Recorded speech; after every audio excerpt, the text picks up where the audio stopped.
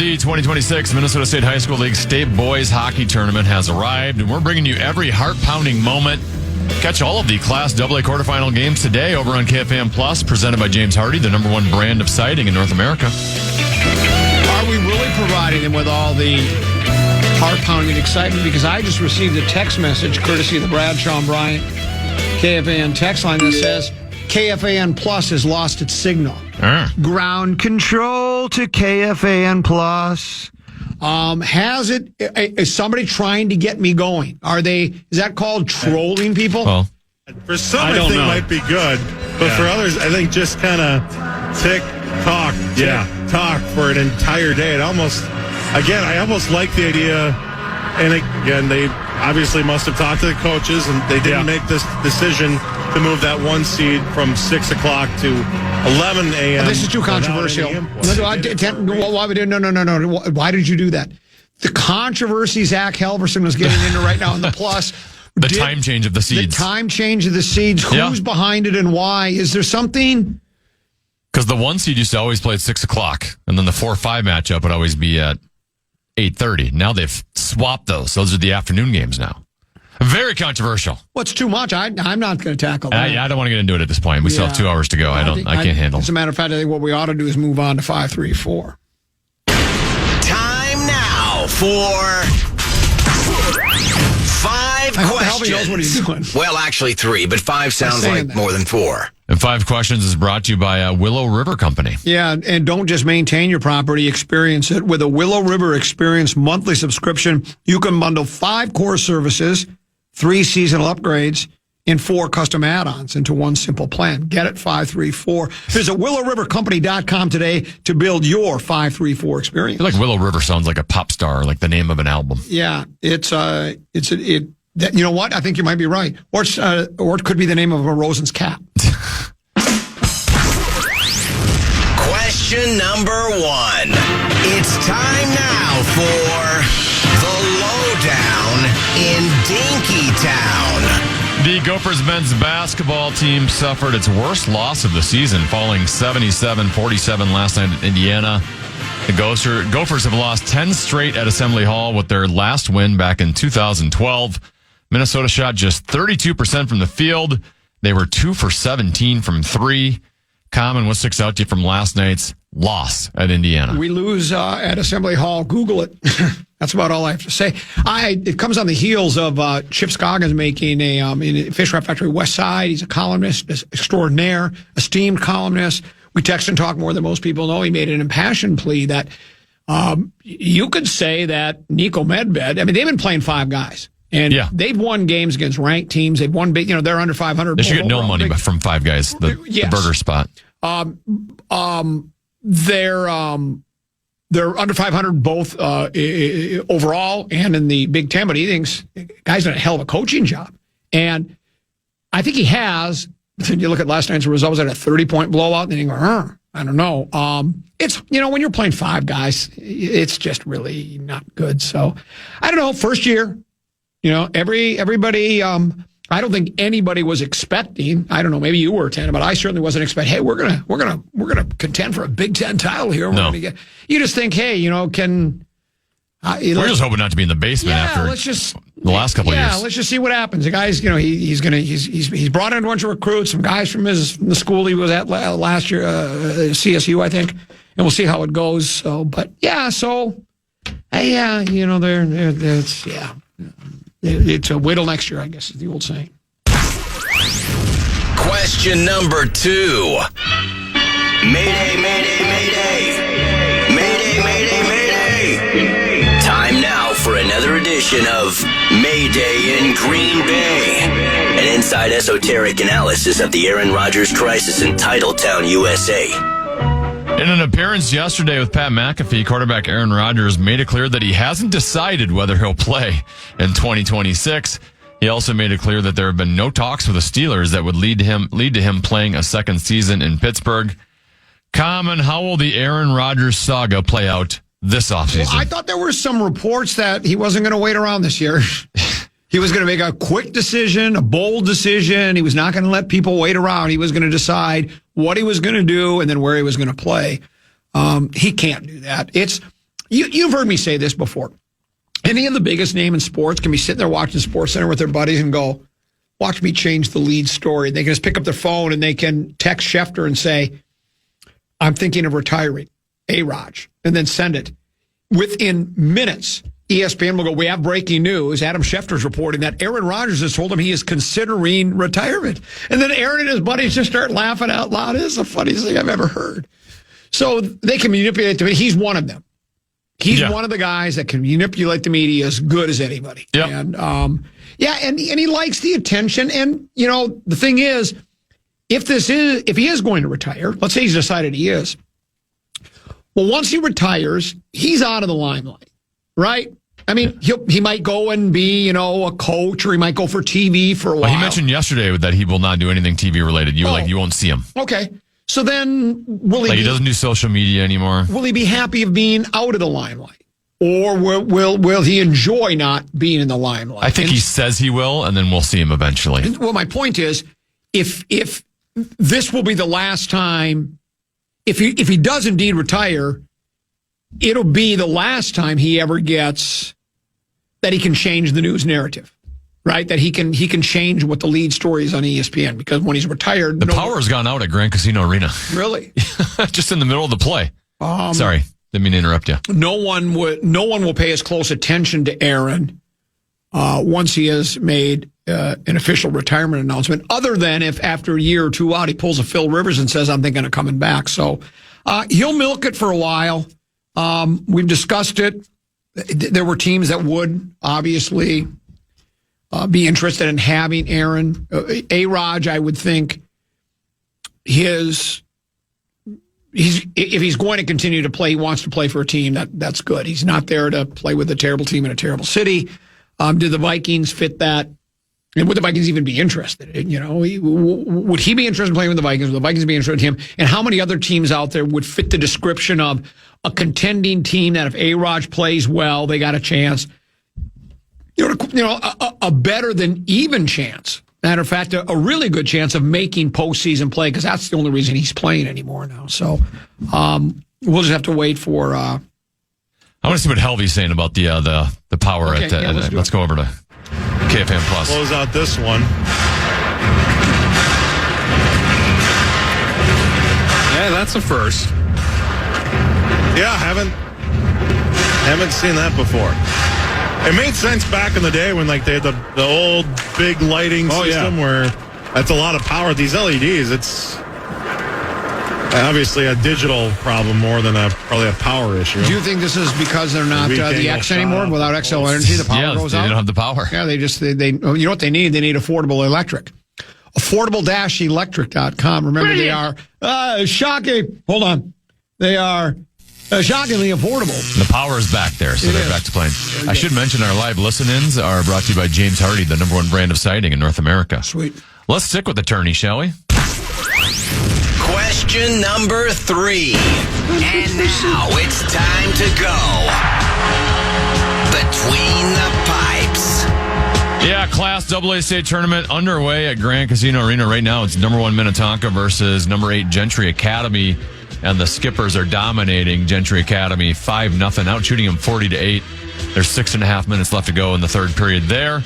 After that will be #4 Rosemount versus #5 Grand Rapids. Tonight, #2 Moorhead versus #7 Lakeville South. That will be followed by #3 Edina versus #6 seeded Andover Common. Who are you pulling for in the AA tourney?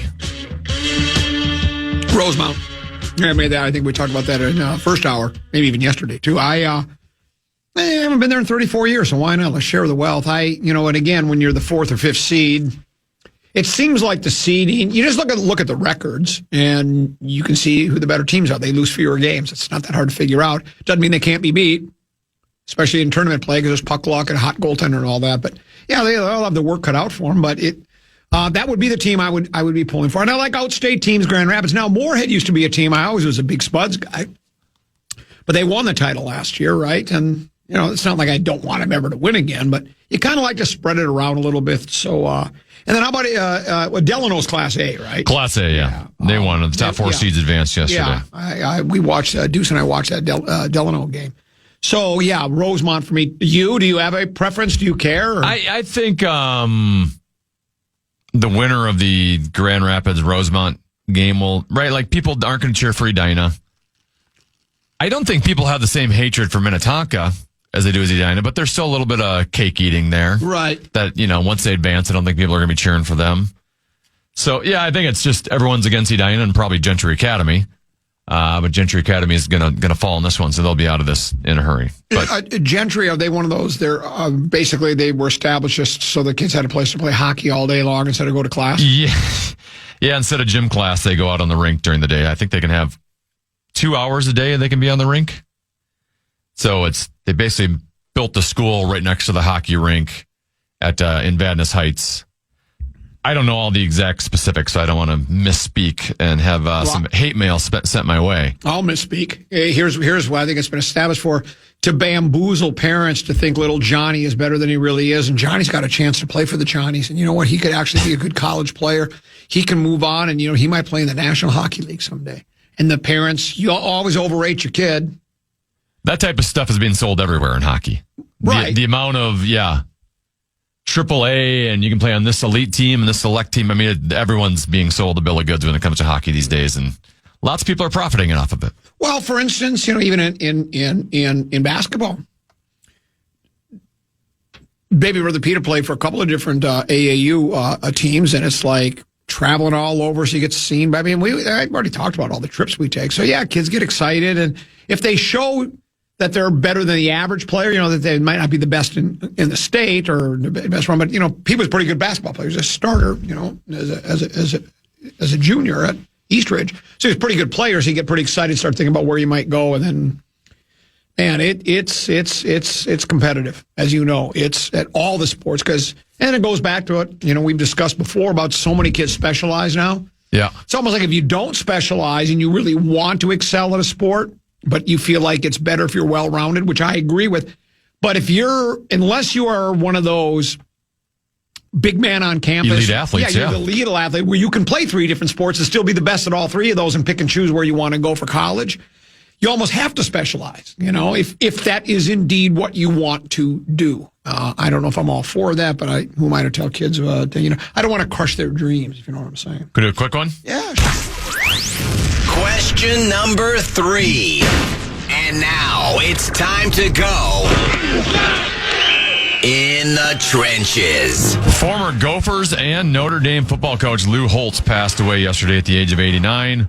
Holtz went 249, 132, and 7 over a career that spanned 33 seasons and included stops at Minnesota, Arkansas, South Carolina, and, of course, most notably Notre Dame, where he won a national championship in 1988. Common, what do you remember about Lou Holtz? Just everything he said, even though I didn't know the exact numbers. I know he's legendary. A lot of people are saying he's legendary. And that he was in Minnesota, the Gophers, I think it was just 1 season. It may have been 2, but I think it was 1.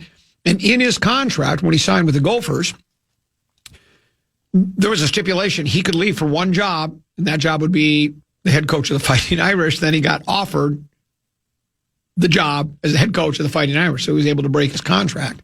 There were people, I remember there was a lot of bitterness toward Lou.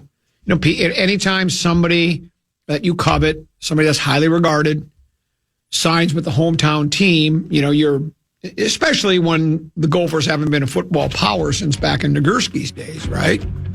So, this could change everything. Lou's going to turn us into a Big Ten powerhouse, and he leaves after a year. People were bitter, but yeah, may he rest in peace. Did you say 89? 89. Yeah, very long. And a very eventful life. It looks like he was, he did what he wanted. He did it his way, I guess. He's Sinatra-like in that way. 534 brought to you by Willow River Company. Don't just maintain your property, experience it with the Willow River Experience. It's a monthly subscription. You can bundle Boondale Sauve. You can bundle 5 core services, 3 seasonal upgrades, and 4 custom add-ons into one simple plan. Visit WillowRiverCompany.com today to build your 534 experience. Little distat lot on the side of the break. Common man brought by the fan. And that's it for today's edition of 5 Questions. Well, actually 3 questions, but 5 sounds like more than 4.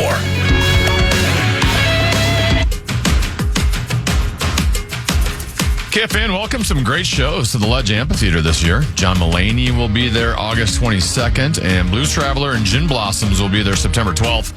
Get the complete details on all of their upcoming shows on the concert page at KFAN.com, keyword calendar.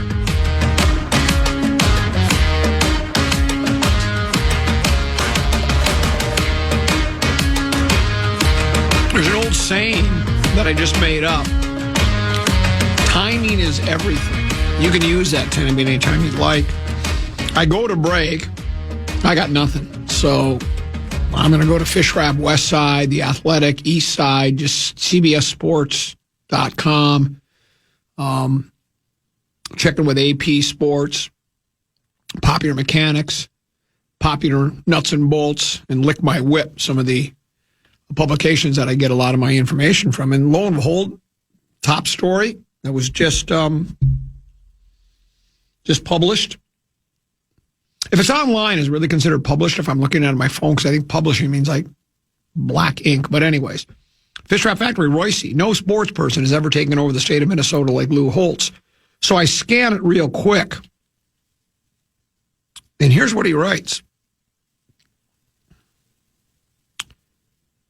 Holtz's departure from Minnesota for Notre Dame was announced with a news conference on November 29th, 1985, the day after Thanksgiving, although it was clear earlier in the week that our guy Lou was leaving after 23 months of adulation here, so it was more than a year. He goes, there were some fine myths surrounding this. Lou would have stayed if the Gophers had named him an athletic director in waiting as well as football coach, or a better one, that being the nonsense that Holtz's contract included an out-for-one school, Notre Dame. So all of these years, I've been led to believe, and I trust Royce. In Royce, I trust. In Bill Guerin, I trust. For all these years, I thought that was why Holtz did have that in his contract, that he could leave. But Royce says it's a myth. And he doesn't go on to explain it, but he does say it says it was a myth. So I'll take Royce's word for it. So something that I believe forever and have stated on these airwaves. Yeah. That, well, no, Lou had this. I just said it during 534 when he asked me about Lou Holtz. I thought that was what was in his contract, but apparently it wasn't. I think Holtz might have been like a lot of guys. They'll just go wherever where the grass is greener or perceived to be greener. Yeah. Sometimes it's money. Where the cash is greener. Yeah, sometimes it's money. Sometimes it's just a better opportunity. That Lane Kiffin. Now, he was nominated for preposterous statement. I said, I don't even know how much money I'm making in LSU. And he knows. But in his case, I don't think money was. It was like he just said, I built a nice program. I'm really good at it at Ole Miss. But LSU has everything there is better as far as facilities and money, his own, money for himself. But I mean, for boosters and for paying, nil money and such like that, that's kind of one of those destination schools. So certainly he knew how much money he was making. That was preposterous. But I don't think his own contract, the money he was making was the only reason he made the decision. I think was because, and I think that's the case with a lot of these guys that already have big money. They've made big money. They're like, remember when Rodgers, it was rumored he would play for the NFL minimum to play with the Vikings? Well, because he's made so much money. He wants money. They all want to take a paycheck. But you get to the point where now, let's say you're making $100 million. That's what I tell people all the time. It's really 65 after taxes. Then you got to buy stuff. A house, car, jewelry, invest, save, flaunt. Can you make it last?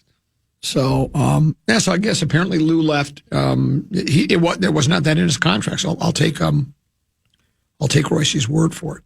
Here's another. It would be kind of a weird thing to have in your contract, wouldn't it? Well, I think they all have buyouts to a certain extent to get out of their current contract. Right, that's true. I always thought that was kind of commonplace, though. Because we know they have contracts. I can be traded to only these teams.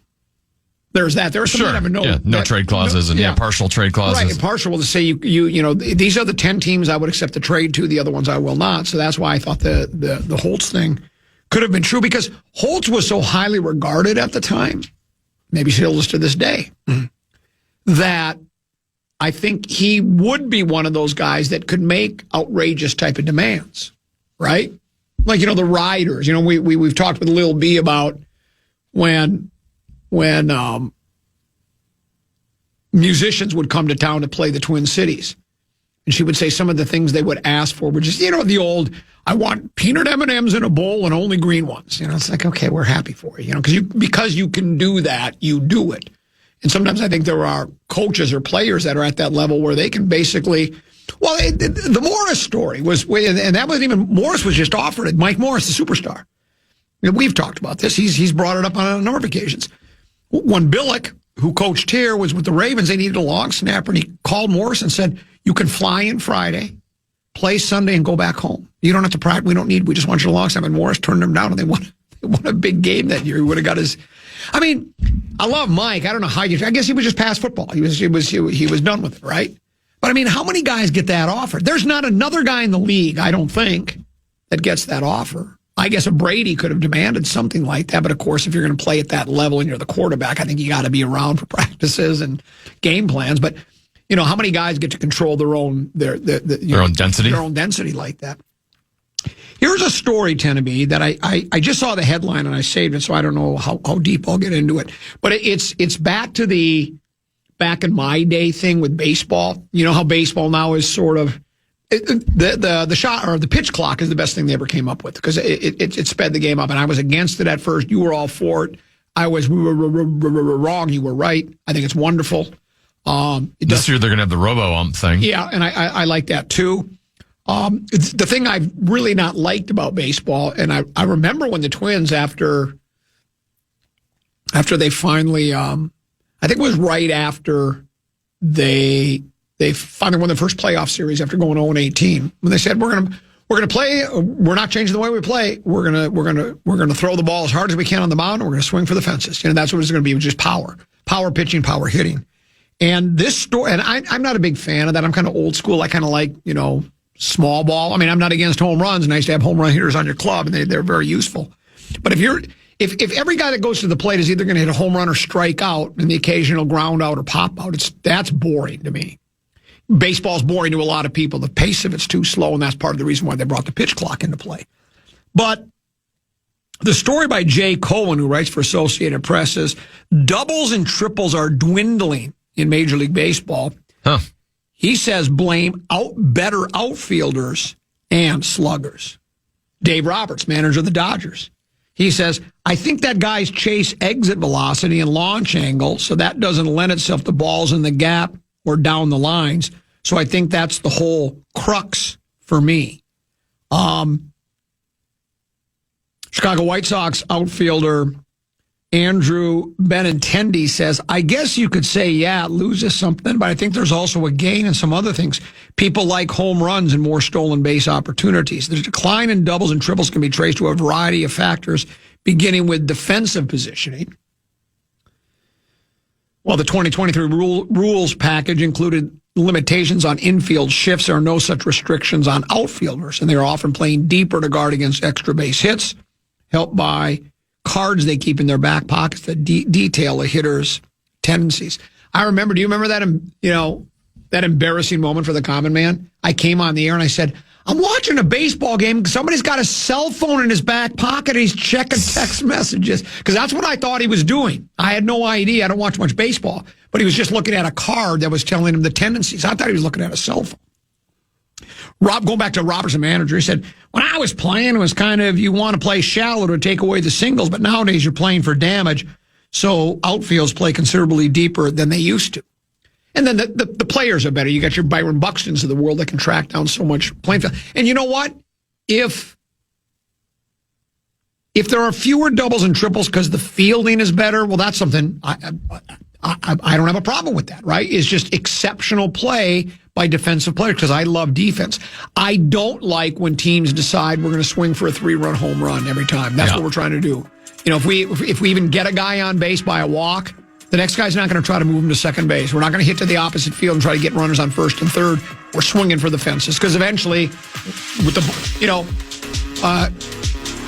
really hard thrown ball meets really hard swung bat, and when they meet at the exact spot, it's going into the upper deck. So, but yeah, that's not as many doubles and triples, and is part of the reason why I don't think there's as many fans. Though I guess I don't have numbers in front of me. Maybe baseball is more popular than it ever was, but it certainly isn't with me. We'll pause and come back. Rosen, just about a couple 13, 14 minutes away here on the Common Man program on the Fan.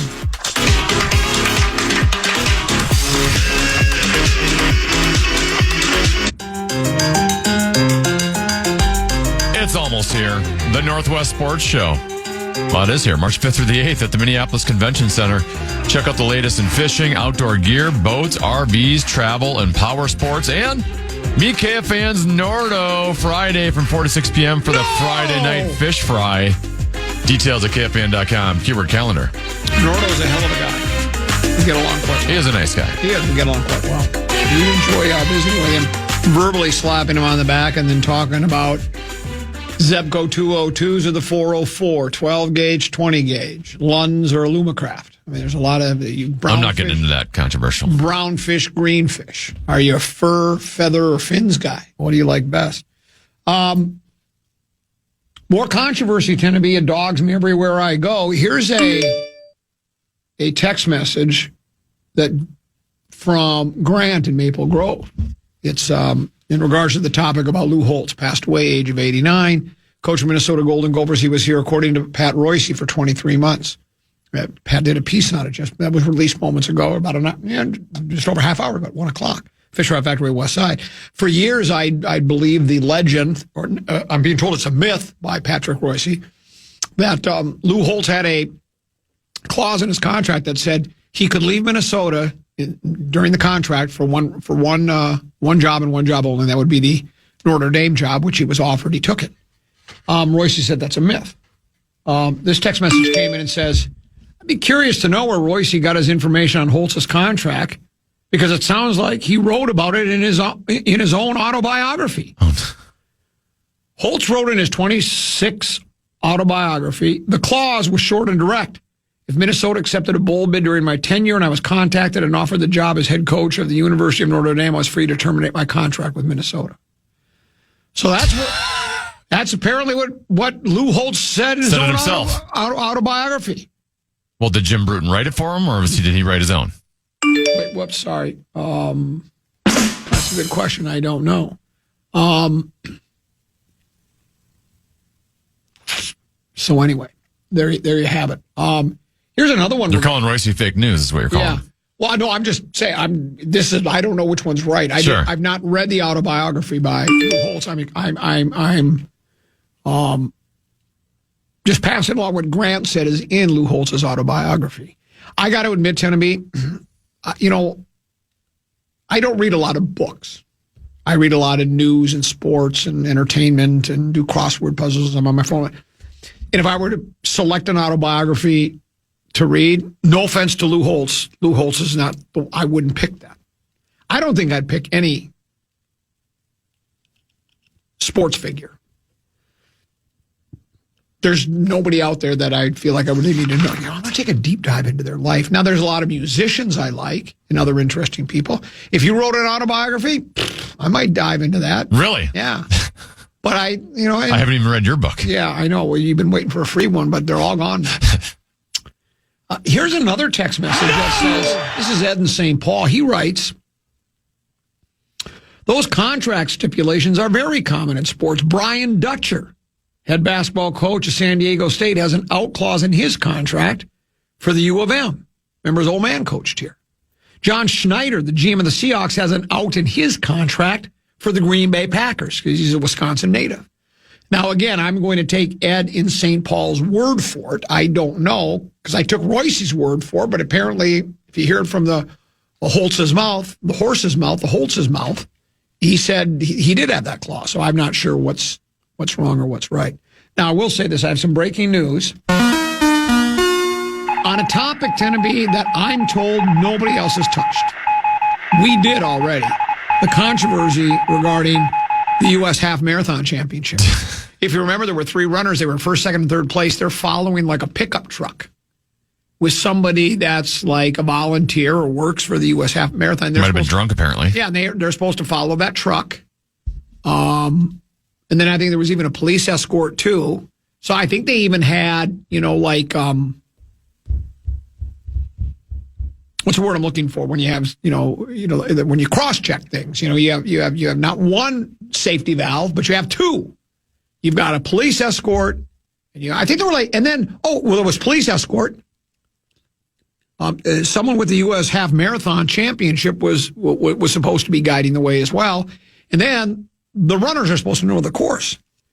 So the three people were let off course. So they had to take a circuitous route to get back on. By the time they got back on, the people trailing them, and apparently by a pretty substantial margin, got past them and won the race. And they ended up finishing, those three ended up finishing like 8th, 9th, and 11th or something, or 12th.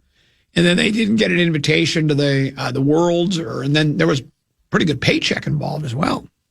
Well, the news story from Jessica Hopkins. She writes for The Athletic. I think this is Athletic. Is that where I found it? Either that or Associated Press. It says, thanks to a wayward lead vehicle, Jess McClain did not win the U.S. half marathon championships, but on Tuesday, she was awarded the winning prize money. Really?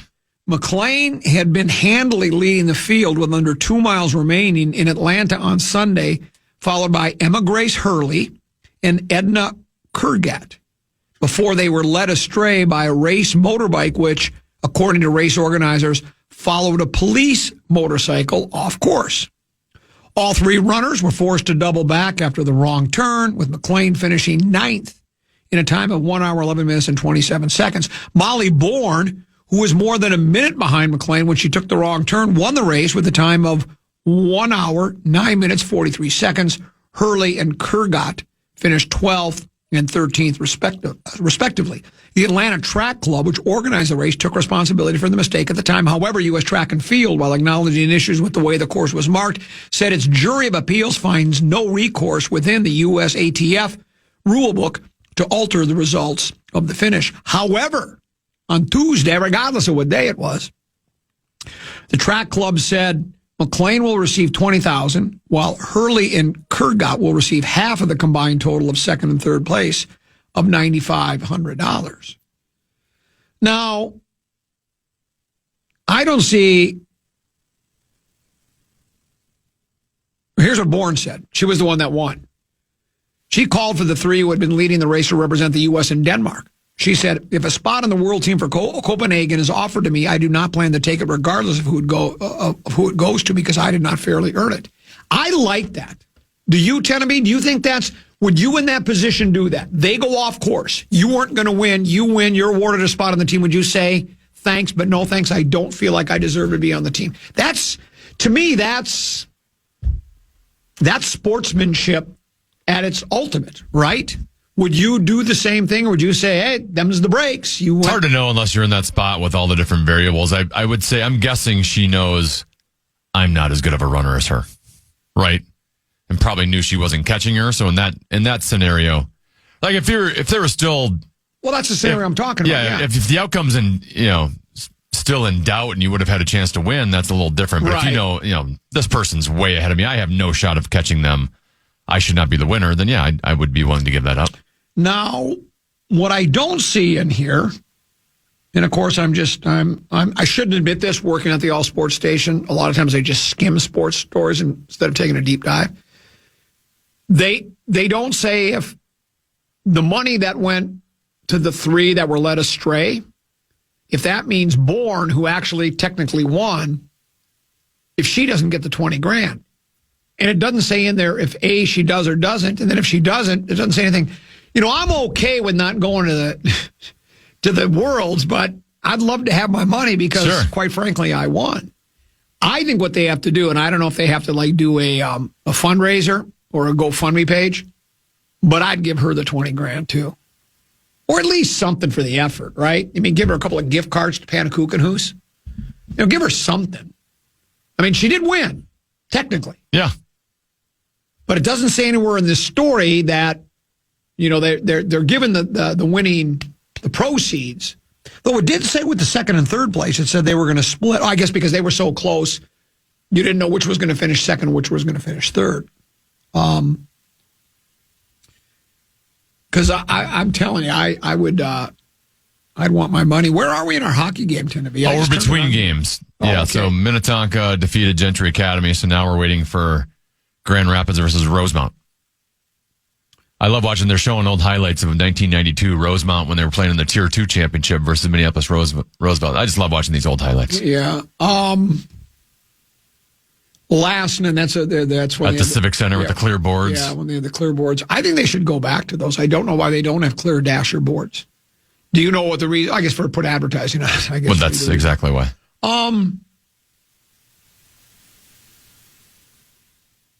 Last night, I sent Gorg a text this morning.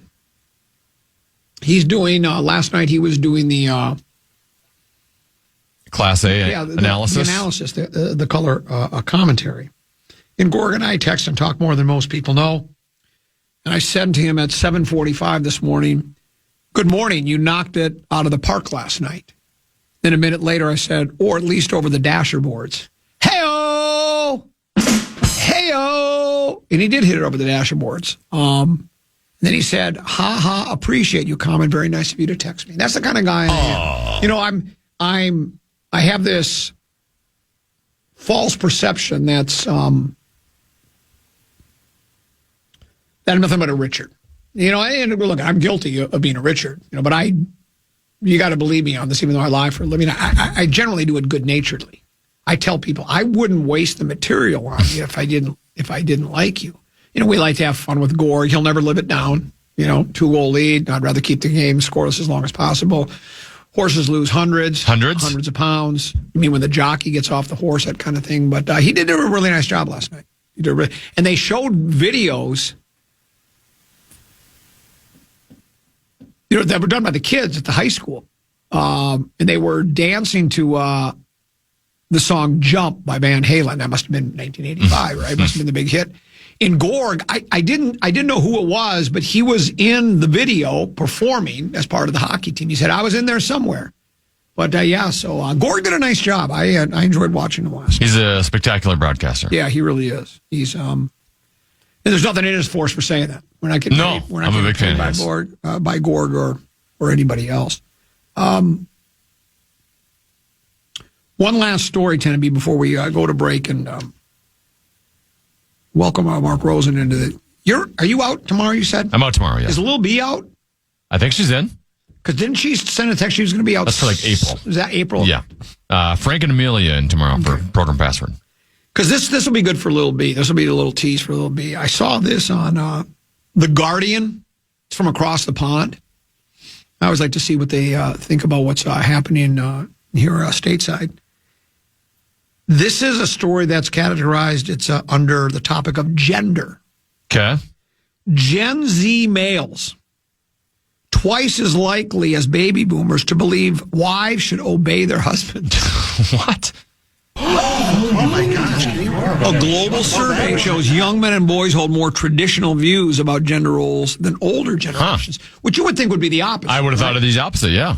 Almost a third of Generation Z. Is that Deuce and Big Brother Peter, by the way? Is that their generation? Born between 1997 and 2012 is Gen Z. Okay. You're between millennial and what? I'm a 10-millennial. Yeah, you're a 10-millennial. I'm technically Gen X by like 3 days. Okay. Is Gen X before Z? No, XY. Gen X is before millennial. Yeah, because it's XYZ. So like Lil B's a millennial. Yeah, so Yennials would be before Gen Z. A third, 33, almost a third of Gen Z men and boys think a wife should obey her husband. According to a global survey of 23,000 people that found young men hold more traditional views about gender roles than older generations. A third, 33%, see, that's a third, of Gen Z males also said a husband should have the final word on important decisions. I always love that one. According to the 29-country survey, which included Great Britain, the United States, Brazil, Australia, and India. It found that Gen Z males were twice as likely as baby boomer men to have traditional views on decision-making within a marriage, with 13% of men in the older cohort agreeing that a wife should obey her husband. Among women, 18% of Gen Z and 6% of baby boomers agreed. People of both genders in Indonesia, 66%, And Malaysia, 60% were most likely to agree with the statement, compared with 23% in the U.S. and 13% in Great Britain. It makes more sense now that you're saying it's more of a worldwide thing, but still, and I would in think comparison to boomers, it's still and I think this is because of how each society with the religious beliefs and all the other things that go into how you feel about men, women, dogs, cats. I wish I would have been here when you brought this up to Lil B. Well, because I don't think she would take this well. Well, then the picture. The best part is the picture that they include with the story.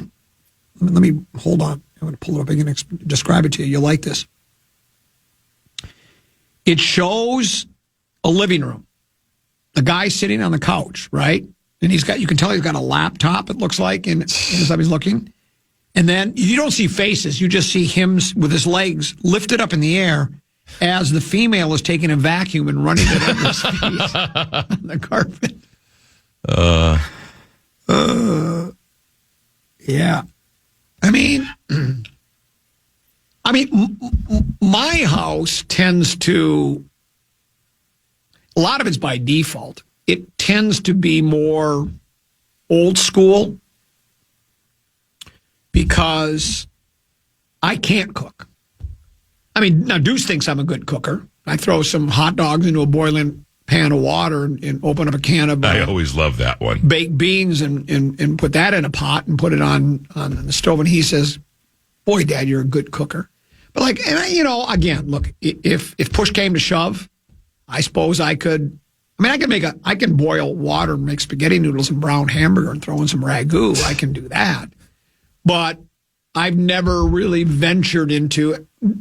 Do you venture into like making a chicken cacciatore or turkey tetrazzini, where a recipe that really requires chopping stuff up and adding this and adding that, browning this, heating this, mixing it all together, and then putting it in a baker? Do you do it? Well, one, I'm not that good. Yeah. 2, we don't have that much time. Right. Okay. And 3, regardless of what I make, half my kids won't eat it anyway.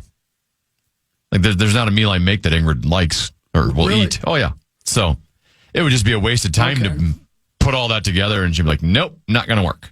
Because, and now in housekeeping, I would be the guy running the vacuum because that's how we split it. My wife, she does the bathrooms, and part of that's because she doesn't think I do a good enough job. And I know the company goes, "You do it purposely bad." No, if I'm going to clean.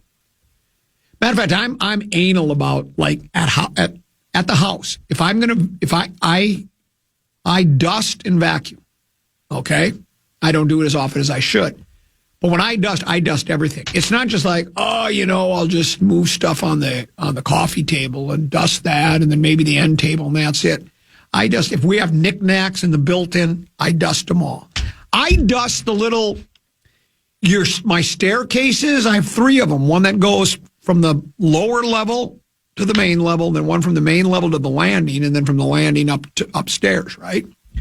They've got carpet, but you know what? The carpet doesn't go all the way to the edge of the stairs, right? So each stair, there's wood on either side, right? I dust all that. That's what I do. I'm very, very diligent. Your work ethic and discipline is just unmatched by anybody. Well, at home it is. Yeah. And here at the work, it's not. I also, do you vacuum in the house, or do you vacuum, or does your wife vacuum? We hire out for that. Oh, sure, man. You must be making really good money. You guys are making. How much do you pay a month? Do you have any idea? Because I did it for a while. Our cleaner was charging us $235 every 2 weeks. That's $6,000 a year. Are you out of your mind? I started looking at that bill and I said, well, I can do it once a month and not spend it. It's like Dark Star. You spend $25, you didn't have to do anything, right? I didn't spend any money, and I barely had to do anything. So you don't do any cleaning? God, I wouldn't say I wouldn't do any cleaning, but because I wouldn't do it. The deep cleaning is the once every 2 weeks. Because I move couches, chairs, tables to vacuum. I don't just go around. Okay, it's everything. It takes me all day to do 2 levels. It takes me a good 4 or 5 hours because I work it. Maybe I could start a sideline. Commons cleaning. Well, and what I noticed, I had a couple of different cleaners. they just don't. It's the one that they don't do it as well as I do. And I don't. I feel I'm paying that kind of money. You should make. You gotta find the right one. There's a lot of them that you will. Yeah, it's not worth giving them that amount of money. Do you have? Is yours through an individual or through one of those? And it's all on her own. She's there right now as we speak. Can I get her number from you? I don't. As long as she doesn't leave us. Why don't you ask her if she? Well, she probably does more than just your house, doesn't she? She does a couple houses, but yeah. Maybe she wants to expand. I just got to know what that price point is. Man. Let's do this. Let's take a break. When we do, the legendary... Well, we'll see what Mark does at his house, if he does a lot of the cleaning. At his house. We'll ask him when he joins us next here on the Common Man program on the Fan.